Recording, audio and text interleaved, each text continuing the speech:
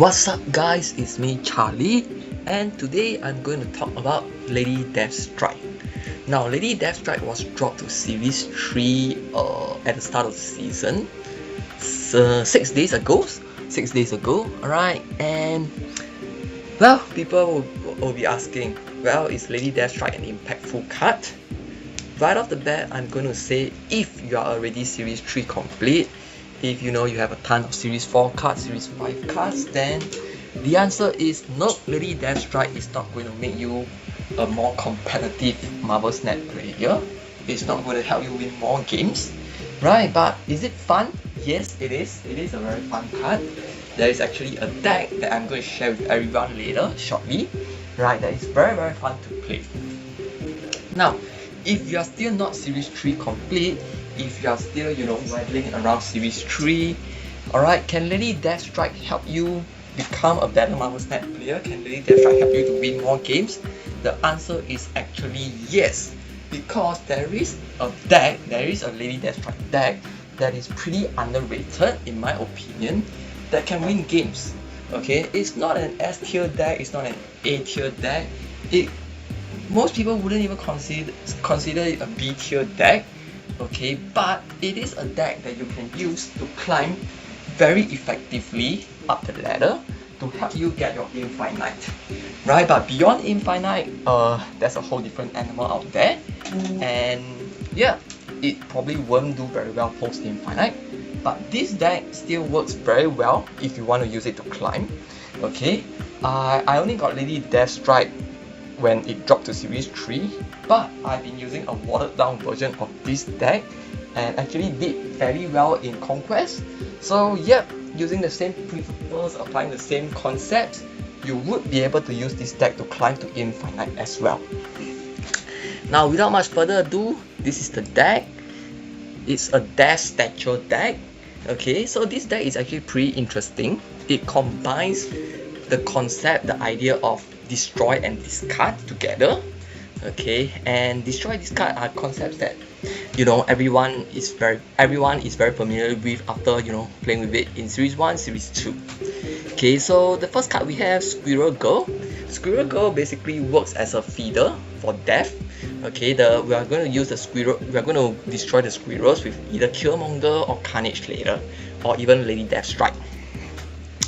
X23 is very useful as a feeder for death, also to create an additional energy, which can come in very useful. It can also be the card to be discarded by a Silver Samurai, which we'll talk about later. Bucky Barnes, well, basically we are looking to destroy Bucky Barnes later. So basically Bucky Barnes and then a squirrel in the lane, and then you Carnage it, alright, you have great value. And of course you need some destruction, so we have Carnage. We have Killmonger. Killmonger is basically to take out the squirrels and the X23, so that works for our death counter. Killmonger is also a very good card at the moment right now. A lot of people are running Zoo in the meta, right? So yeah, Killmonger is a very good meta card as well. Now here comes the next part, which is the discard, which is very interesting. Daken. Okay, so basically you have Daken, you have Silver Samurai. If you play Daken on 3, Silver Samurai on 4, you get a 3/8 Daken, which at the same time you're also disrupting your opponent, which is fantastic. Now I'll touch on Enchantress later. Enchantress is kind of a flex card, so I'm going to talk more about it later. Next up we have Blackboard. So with Blackboard you can get a 1/7 stature while disrupting your opponents as well. So you see, the discard package is about getting great value, efficient value, okay, while at the same time disrupting your opponent. Okay, Lady Deathstrike helps you to clear the squirrel, okay, or it could be Lady Deathstrike into Bucky Barnes as well. I mean, that's not the best scenario, but well, in good scenarios it could be you are playing Lady Deathstrike into a lane that has Squirrel, X23 and Bucky Barnes, whereby you get energy, you destroy one squirrel to lower the cost of death, and you also open up Bucky Barnes. Stature obviously is a very strong card as a 1/7, and obviously with death, after all the destruction you get a cheap death. Now this is where it all comes in. The strategy of this deck, okay, you have two things that you want to achieve. One is destruction, destroying as many things as possible so that you have a cheap death. The second part is discard. Right, you either want to get a cheap 3/8 Daken or you want to get a 1/7 Stature. So your final turn 6 becomes very explosive. You play a 1/7 Stature, you play a cheap death, ideally a free death, okay, and that's it. That forms the core of your turn 6, your turn 6 burst. Okay, so you have a 1/7 Stature, ideally you have a 0 cost death or 1 cost death. Okay, so on turn 6 you could be looking at, you know, playing a 3 cost card or 4 cost card or maybe a 5 cost card if everything pans out well. When I say everything pans out well, it means, you know, you have a free death, you have a 1/7 Stature, and you also manage to destroy X23 on the previous turn. So basically, you know, you can play death, you can play Stature, and you still have 5 energy, right? But that may or may not happen. So typically on the turn 6 we are looking at playing something like, you know, a 3 to a 5 cost card, Stature, and a death. So that's why I said this is a flex spot. Now you could put in a 3 cost if you want to be very sure that you have sufficient energy to throw things out. You can play a 4 cost if you know, have a little bit more confidence, or if you're crazy ass confident, you can play a 5 cost. Now what card to play here? This is really a flex spot.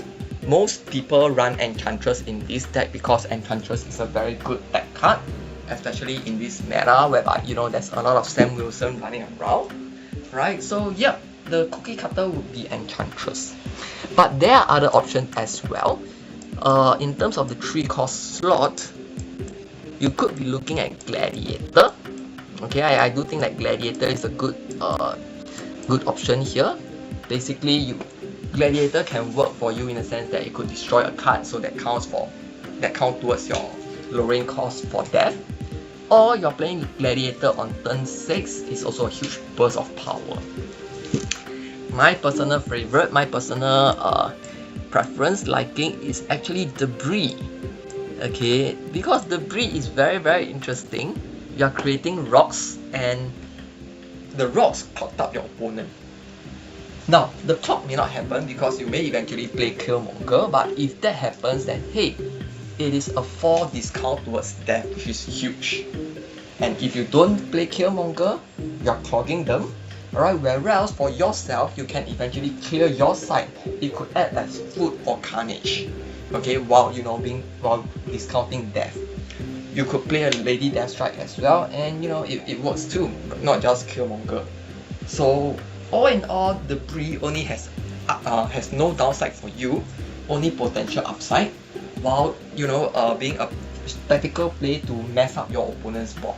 And let me tell you, it is annoying. It is very annoying to have to face a Debris.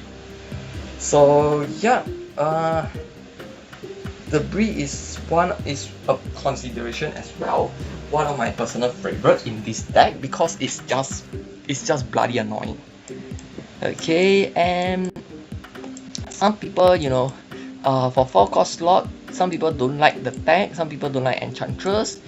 Doom 2099 is out because typically you would be playing 2 cards in the later turns whereby, you know, you're carnaging things, or even earlier turns as well. You could be carnaging things, you could be playing a Killmonger, you could be playing things X23, alright, intended to be destroyed and stuff like that. So Doom 2099 is not a good replacement. Okay, some people like Moon Girl, alright. It is very aggressive. Imagine you having a 1/7 Stature, a low cost death, and you Moon Girl it. That's going to be that's going to pack a lot of power for you. My experience with Moon Girl is that, because you see, you might not be able to duplicate what you have, alright, because, you know, it only duplicates your hand, but what you want to duplicate, your Stature, your death, may not be so much on the left side, so you may not be duplicating your Stature, your death. That is my problem with Moon Girl. Okay, the payoff is very high when it hits, but when it doesn't, it feels very bad. And the problem with Moon Girl is that if you play Moon Girl, well, you're not destroying, you're not discarding that turn, so it sort of detracts from your main strategy. right? But if you're very aggressive, Moon Girl is a potential card that you may want to play. Okay, and yeah, you could go crazy. You could play I don't know, man. There are a lot of things that you could potentially look into. Okay, if you really want to go if you really want to pack power, you could even play Scarlet Spider. Alright, if you really want to. Okay, there are a lot of options, or you can even play Ares if you want, things like that. Okay, for 5 costs, if you really want to be that aggressive, you could play you could even play Claw, you could play Iron Man. Okay, you could play Claw and Iron Man for the surprises, stuff like that. So this deck is actually very fun to play. You have your destroy component, you have your discard component, and on the last turn you actually, you could actually surprise people. You could actually surprise people with what you are playing, with your Stature, with your Death, and then you play something else as well. You could even play something like, if you really want, you could even play something like Black Panther, right, whereby it's just huge power, things like that. So this deck is actually very fun. I've actually been playing this deck on and off when I'm bored, and it's always very interesting. It always takes people by surprise. It's really a very fun deck. Right, so long story short, if you're looking for a deck to play Lady Deathstrike in, if you're looking for a deck to play Lady Deathstrike in, you can consider this deck. It probably won't do well post Infinite, but it will get you to Infinite. You are probably going to have some fun with it in Conquest as well. Probably it will be difficult for you to get an Infinity ticket. Probably won't get you an Infinity Avatar, but if you're looking to farm some gold tickets, I don't think this deck will fail you. Right, so all in all, Lady Deathstrike, a very fun card. Okay, and in this current meta, whereby we are seeing tons of Iron Man, Mystic, right, even Doom 2099, if you manage to hit it early, okay, it works as well. Hang on, where's Doom 2099? Yep, 3. Right, so if you manage to hit it out early, you could, destroy the Doom bots, or even, okay, destroying Doom 2099 is probably a bit difficult. Okay, because they have to play it down, and you have to get your Lady Deathstrike on turn 5. But you could be destroying some Doom bots here and there. Okay, so Lady Deathstrike does have potential, and it's just fun. So have fun Deathstriking.